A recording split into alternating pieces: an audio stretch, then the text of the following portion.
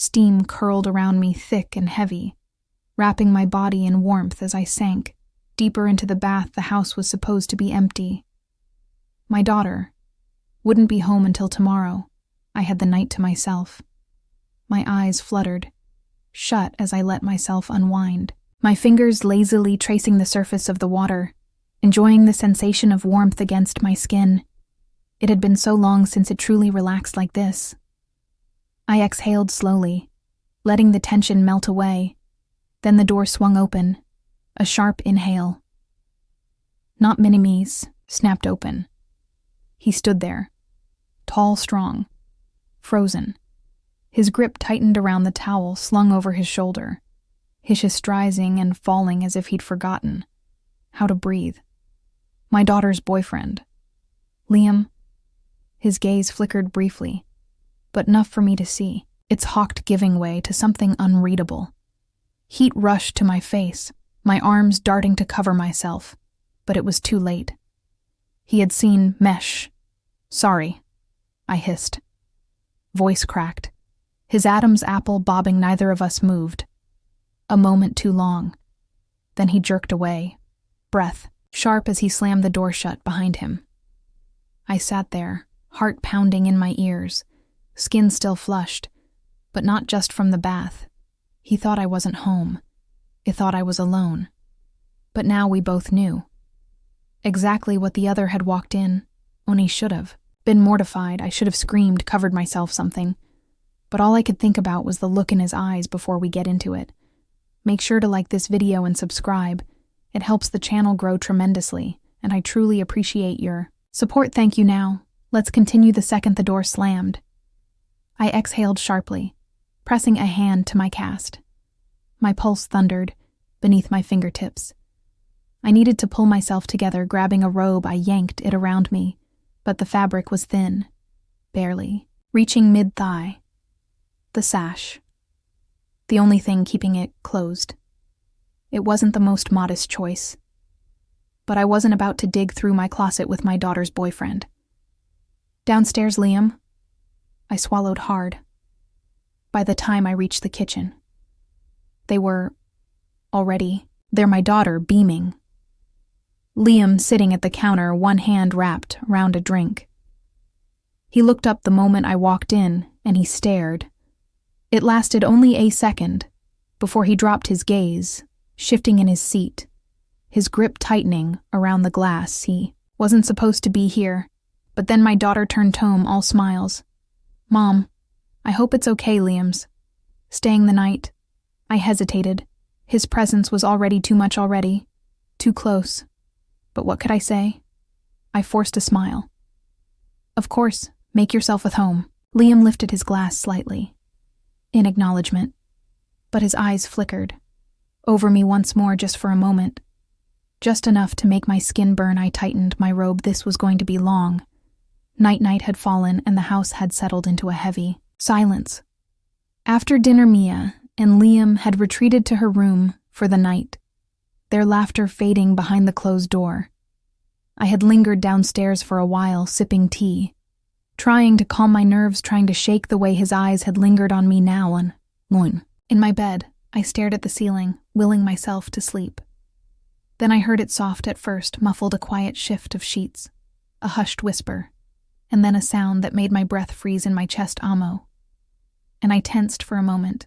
I told myself was imagining it, that the house was playing tricks on me. But then it came again. Faint but mistakable. I turned onto my side, heart-pounding fingers gripping the edge of the blanket. It shouldn't be hearing this. Another soft gasp slipped through the walls, followed by a hushed laugh. Oh God, my stomach twisted. I should get up, turn on the TV, put in headphones, drown it out. But I couldn't move because now the noises were clearer. Rhythmic, breathless, unavoidable.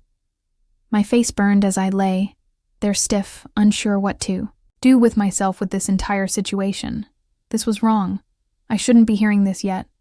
No matter how hard I tried to block it out, one thought wormed its way, in one realization that made my pulse skip. Liam was good, too good, and I had no idea what to do with that knowledge. I pulled the covers up over my head, as if that would erase what I just heard, but it wouldn't. Because now I couldn't unhear it. And worse, I couldn't stop thinking about it. The house had gone quiet again. The sounds had stopped, leaving behind Ike's suffocating silence. But sleep wouldn't come. I lay there staring at the ceiling.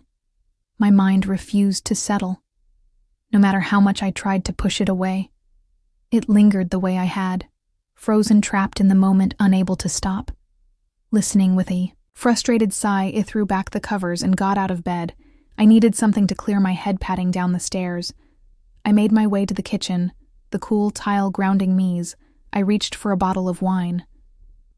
I poured myself a glass, taking a slow sip, trying to shake the tension coiled in my chest. Then I felt a presence behind me. I turned, and there he was. Liam, standing in the dim light of the kitchen, shirtless, wearing nothing but his underwear. He inhaled sharply, my fingers tightening around my glass hand. Against the doorway, arms crossed over his bare chest, his body still warm from where he'd been. Moments ago, his gaze dragged over Meslow, assessing. Then a smirk tugged at the corner of his mouth. Were we too loud? His voice was low, teasing. I opened my mouth, but nothing came out. Heat rushed to my face, embarrassment twisting in my stomach as hook. My head taking another sip of wine, hoping he wouldn't see how my hands trembled. Liam did see, and he stepped closer. "It'd keep you up?" he asked. Voices softer now, almost playful. I turned away, pretending to focus on my drink. But it was impossible to ignore the heat of his body, the way he carried himself, confident, relaxed, knowing exactly what it was doing. And then my AS flickered lower. A mistake, because there it was, bold, noticeable. My breath hitched. He nodded, and he didn't move. "Oh, wait, I get it," I murmured, watching me closely. "It's a lot, isn't it?" I swallowed. "Hard. You should go back to bed." His smirk deepened. "Are you sure that's what you want?" The space between us vanished. In an instant, Liam's fingers brushed over mine, slow, deliberate, as if waiting for me to stop him. I didn't.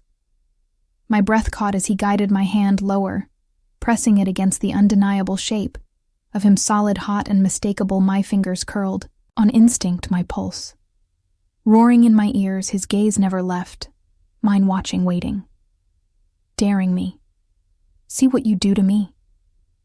He mimicred. A shiver rippled down my spine. I should have pulled away. Should have left instead. I let him untie the sash of my robe. The fabric slipped from my shoulders, cool air meeting, heated skin pooling at my feet. Liam's breath hitched, his hands coming up to trace the newly exposed curves, his touch igniting something deep, something dangerous. Then his lips were on my neck, soft at first, then firmer, bolder. A gasp escaped me. My hands gripping his arms as his mouth trailed lower, kissing, teasing, tasting. His fingers sank into my hips, drawing me closer, guiding me exactly where he wanted me. Then he went lower. A sharp breath left me as his lips found my chest, his teeth grazing skin, teasing, sending waves of sensation through me. My head tipped back, a quiet, shaky sound escaping my lips before I could stop. Liam groaned softly, gripping my waist. Then in one swift motion, he lifted me effortlessly, settling me onto the cool granite of the kitchen counter. A rush of nerves and excitement shot through me. They risked the thrill. We weren't alone in this house. At any moment we could be caught. I barely had time to process before her pressed forward, his body against mine, his heat unmistakable. My legs wrapped around him on instinct, pulling him closer. "You're unbelievable," he murmured, voice thick with something between awe and hunger. Then he pressed forward, slow, deliberate. My lips parted on a shaky breath, fingers tightening in his hair. His shoulders, Liam still exhaling hard against my neck, as if he was trying to hold himself back. Then he moved a slow, deliberate rhythm at first, his hands steadying me, grounding me. My nails dove into his back as he buried himself, deeper, his breath growing, heavier, rougher. The tension mounted, the knee building between us spiraling, climbing until suddenly he pulled me off, the counter gripping my thighs tightly, lowering us both to the cool tile of the kitchen floor. Now I was on. Top Liam Shan's gripped my waist, steadying me as I adjusted, tested his muscles, tensing beneath me for a moment. Neither of us moved. Then slowly, I began to roll my hips, testing the movement, testing his control. A deep groan rumbled from his chest, his hands tightening on me, his restraint was slipping.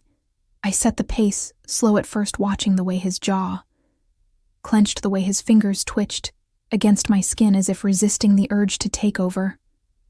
I could feel him struggling for control, and that made me want to push him further.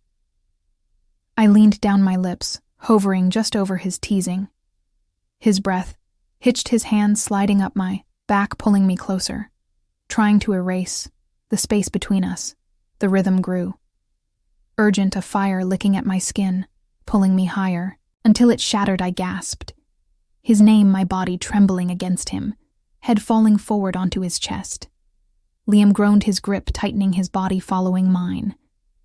Seconds later, his breath warm against my temple for a long moment. Neither of us moved. We lay there on the cold tile, our bodies tangled, hearts pounding in sync. Reality crept in, the weight of what we'd just done pressing into me. I should have felt guilt, shame, regret. But all I could think about was how badly I wanted more. Some choices come with consequences. But in that moment, it didn't feel like a choice at all. I knew it was wrong, but it felt too good to stop. What would you have done? Would you have walked away or let the moment take over? Let me know in the comments if you enjoyed this story. Make sure to like the video and subscribe. It helps the channel grow tremendously, and I truly appreciate your support. Thank you.